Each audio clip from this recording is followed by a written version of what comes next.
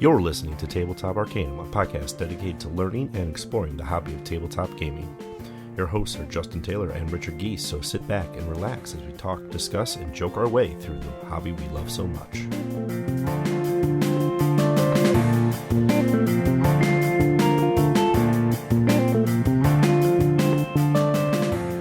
Kanban is the name for a scheduling system that supports an efficient assembly line, just-in-time production, and smooth workflow processes.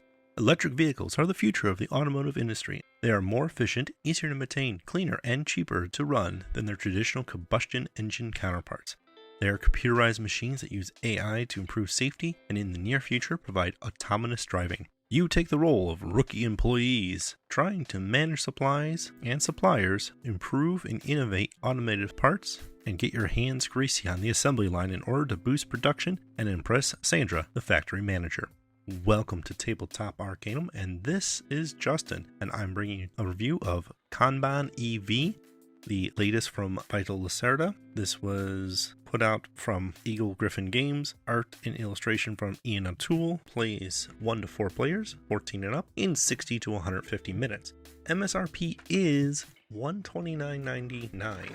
One of the reasons why I wanted to do this review is because of that price tag. So let's dive into a Lacerda game and see if those price tags match what you get in the box. First impressions is Kanban is a big, heavy, chunky Euro game with an appropriate theme that matches the mechanics that you're trying to do in a presentation that really all comes together in a greater package. The game itself is big, however, on the inside you have trays, component pieces, removable trays that allow you to set up the game, store the game very nicely. All your cardboard is your triple thick, your player boards are triple layer boards, so you have nests and things for your supplies and your items. The game itself has a lot of wooden peoples, and the cards themselves have a decent, good linen finish to them, so they feel like they're already a good, high quality game. All this was on a Kickstarter at one point, so it is definitely got that Kickstarter-y feel from the game and not your standard mass production style game because of all those stretch goals it unlocks, as well as Lacerda having such a following that when he puts a new game on Kickstarter, it definitely does well and gets a lot of those fancy upgrades, which are becoming more standard expectation for one of his games. Is it a $129 game? Let's talk about that. Ultimately, you're working against your factory manager and your fellow players. And one of the great things about Kanban is, as complex as it looks, once you're actually in the game and doing the actions, a lot of the icons start making sense. A lot of the systems that if I go here, I get parts, and if I get parts and I get designs from a different section of the board, I can then go take that to spend parts in these sections, spend designs in that section, and all of this is managing your time and managing your actions efficiently. You're working on different workstations, and each player can take a different workstation, which grants you different actions, and each department has its own different actions you can take, which is nice because you can kind of just teach each zone to your players, and once they see it in action, pretty easy to pick up. However, it does have a little bit of that rules download to start with. Since everything is leaning into each other, it's hard to just show a couple pieces and get playing because all the pieces interplay with each other such a way in an efficient machine that you need to kind of know what everything does before you can even take your first turn. So what does Kanban do well? It keeps the game flowing. It does do a lot of good stuff in the kind of a worker placement action selection vein of game. You capture the theme very well by you need your designs for the cars, you need to get the cars off the assembly line, you need to get the cars in your garage, and everything you do scores points. Now, one thing that doesn't score you points is if you're playing with the traditional game and not any variants on it, which it does come with a couple variant options for you to mix up your gameplay with. But Sandra, you're the factory manager, walks around, checks her station, the departments each day, and evaluates whoever has the least training. If you don't go around training, you're going to get evaluated by Sandra, who's going to mark you down. Now, if you do get evaluated by Sandra, if you have the right parts for that department on your player board, she might leave you alone. If not, she's going to subtract points from you.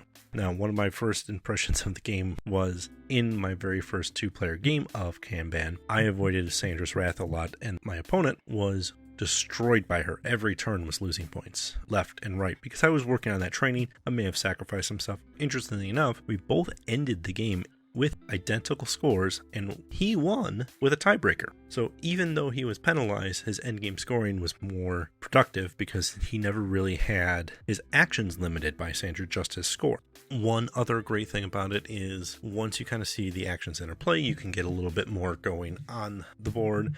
You can see how things kind of built up, and multiple strategies do allow you to win. One cool thing I do like about Kanban in that sense is I haven't found a strategy that isn't a terrible strategy. You can hyper focus on something, you can spread your wealth around, but everything you're doing in the game gets you points, and that's one of the things that it does very, very well. Being able to say, yes, that's going to score you points. Yes, that's also going to score you points. Yep, if you do that, that will score you points. Is one of those you don't feel necessarily like you're making a wrong move. You may not be making the optimal moves, and after a couple plays, you can start seeing those optimal moves to figure out where you can get your setups, where this action is going to lead to this action, which will lead to a greater action in the end.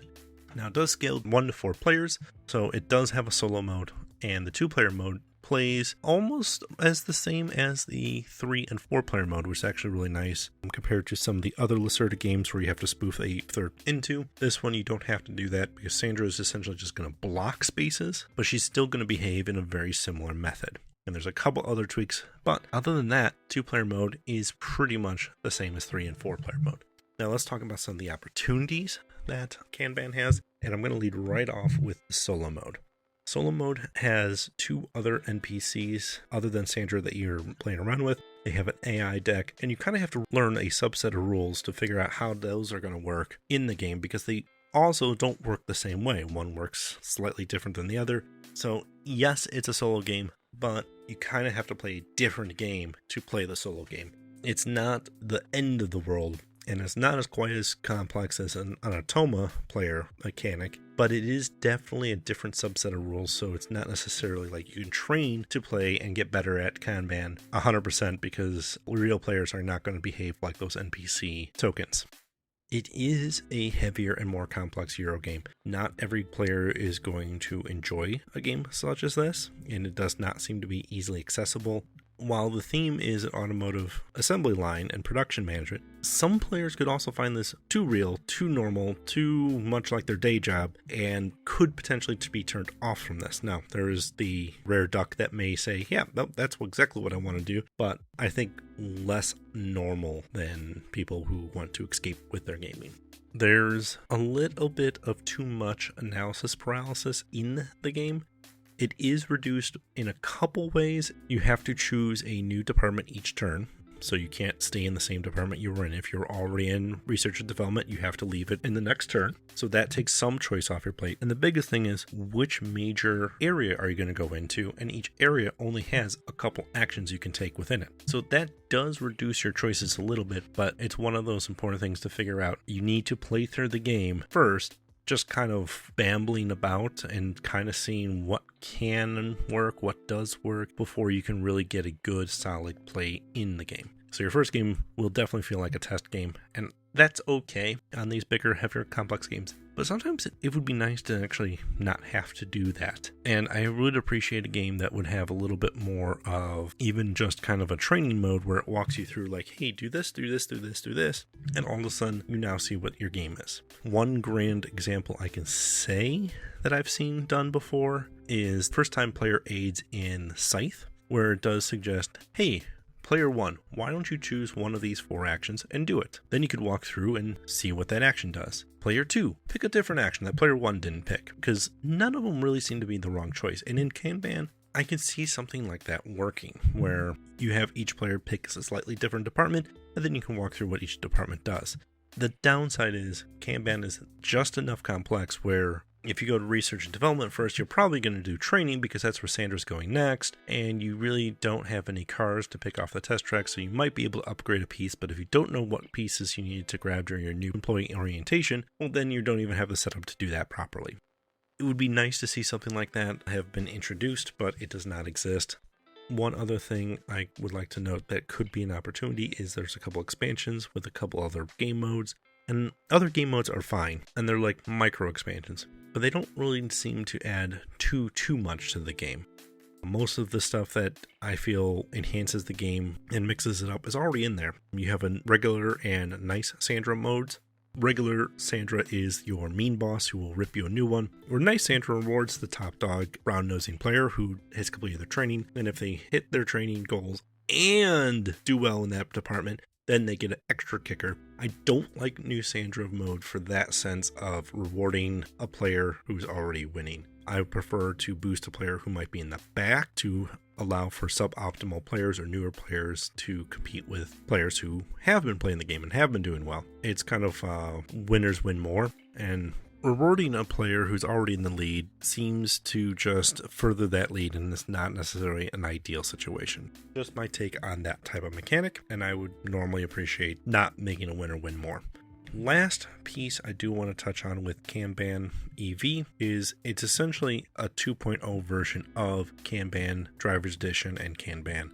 Lacerda did make Kanban years ago as an earlier game, and this is a new iteration of it that has cleaned up some of the rules, rebalanced a couple things, and then put it on an electric vehicle or EV skin to modernize it in the theme even. All of that's appreciated, and if you have the original Kanban, play that. If you don't have it at all, EV is the more definitive version, if you will. Last big piece, let's talk about that $129.99 MSRP. Is it worth it? If you're looking at a high quality game with great insert, great pieces, great mechanics behind it, it does push that envelope in that $129 category. It really, really does. Would I like to see this game come around maybe $100? Probably. Though, I don't believe you're getting ripped off at $129. It just seems to be on that you need to be a board game enthusiast to be able to justify the price of $129.99 on a board game. And the flip side of that, most casual gamers are probably not going to be looking at a game like this, and this is going to be one that's attracting your heavier Euro players, your people who know who Vital Lacerda is, or, in fact, your hobbyist gamers, much like myself. Is it worth it? Yes. If you're already in the hobby and are looking for something a little bit deeper and more complex than what you're used to. If you are still relatively new to hobbyist gaming, I would put this on your wish list and keep it around for when you're ready for that next level of challenge. It is definitely on the heavier side of games, and Lacerda definitely doesn't make them simple, and they're very intimidating to start. However, when you're ready for a game like this, you will get lots of mileage out of it. So that $129 price tag isn't as scary as it is once you take into account the amount of gameplay you're going to get out of it, as well as the component and presentation included within the box. That being said, this has been the Tabletop Arcanum's review of Kanban EV from Eagle-Gryphon Games. You can find us on Facebook, Instagram, Twitter, and YouTube. You can also drop a like, comment, follow, review wherever you've been listening to this. Please let us know what you thought. Until next time, thank you for listening, and happy gaming.